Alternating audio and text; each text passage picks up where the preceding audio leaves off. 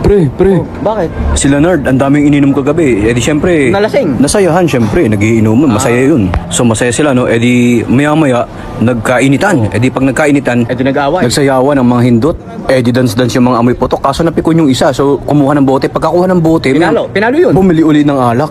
Tapos si Biboy biglang dumating, may dalang manok. Tapos toyo. Alam mo kung ano niluto? Ano? Wala mo, manok Hindi, na toyo eh. Di mo alam? Adobo. Ha? Inihaw pre. Dinala nga niya rin yung aso niya, kulay brown. Sobrang cute, kulay brown talaga pre. Alam mo anong pangalan? Brown na brown eh. Alam ko na. Ano pre? Brownie. Sugar pre. Di porket brown, brownie na, grabe ka naman. Naikwento niya nga sa akin, yung kapatid niya, nung bata pa pala, mahilig pala mag-picture-picture yun. Oo, grabe, ang galing nga mag-picture-picture yun eh. Kaya ngayon, isa na siyang Photographer. tricycle driver pre.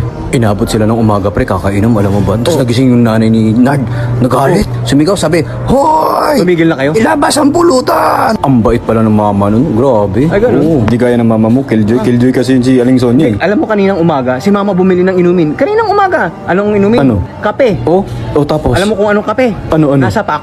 Aray ko, mata ko na.